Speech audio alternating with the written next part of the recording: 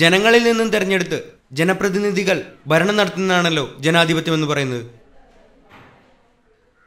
1950 മുതൽ ഇന്ത്യൻ സമൂഹം കണ്ടുവരുന്നതും ഇതേ ജനാധിപത്യ ഭരണ സമ്പ്രദായം തന്നെ. ഹാരിസ്, ഞാൻ എഴുതാനൊന്നും പറഞ്ഞില്ലല്ലോ. രാവിലെ ആ ബുക്കിങ് എടുത്തേ.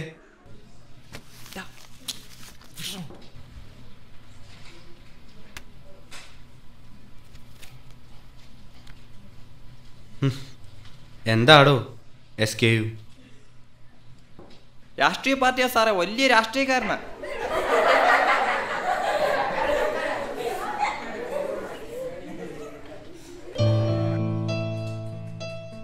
എന്താ സാറേ, രാഷ്ട്രീയ മനുഷ്യന്റെ അവകാശം എന്ന് സാറ് തന്നെയല്ലേ പഠിപ്പിച്ചത്?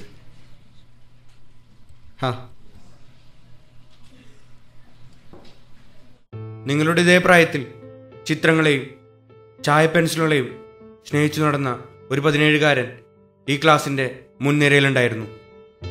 കലയും കലാകാരന്മാരും സമൂഹത്തിനെന്നും പ്രിയപ്പെട്ടവരാണല്ലോ.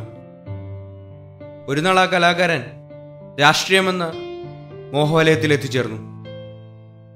അവിടെ അവൻ്റെ കഴിവുകൾ കൊണ്ടും വിജയം കൊണ്ടും അവൻ വളർന്നു. പക്ഷേ ആ വളർച്ചയുടെ ആയുസ് പെട്ടെന്ന് തന്നെ നിലച്ചു. രാഷ്ട്രീയം അവൻ്റെ ജീവിതത്തിൽ ഒരു തിരിച്ചടിയായി. തിരിഞ്ഞു നോക്കിയപ്പോൾ അവൻ്റെ ജീവിതത്തിലെ നല്ലൊരു കാലഘട്ടമായ യൗവനം അവന് നഷ്ടപ്പെട്ടിരുന്നു. അവൻ ജീവിതത്തിൽ പരാജിതനായി, കഴിവുകളുണ്ടായിട്ടും. എനിക്ക് നിങ്ങളോടൊന്ന് മാത്രമേ പറയാനുള്ളൂ, രാഷ്ട്രീയം മോശമാണെന്നൊന്നും ഞാൻ പറയില്ല. പക്ഷേ ശരിക്കും ശരിയും തെറ്റും തിരിച്ചറിയാനുള്ള വാസന അത് നഷ്ടപ്പെടുത്തരുത്. ഇത് നിങ്ങളുടെ കൗമാരമാണ്, യൗവനത്തിൻ്റെ തുടക്കം, നിങ്ങളുടെ ജീവിതത്തിലെ വഴിത്തിരിവ്. അത് ശരിയായ വിധത്തിൽ തിരഞ്ഞെടുക്കണം. സത്യത്തെ മാത്രം നേൽക്കണ്ട് നിങ്ങളുടെ ഇഷ്ടമുള്ള കലയെ വളർത്തുക. അത് രാഷ്ട്രീയമായാലും മറ്റേത് മേഖലയായാലും. ബെല്ലടിച്ചു. നെക്സ്റ്റ് സാറ് വരുന്നവരെ എല്ലാവരും സൈലൻ്റ് ആയിട്ടിരിക്കുക.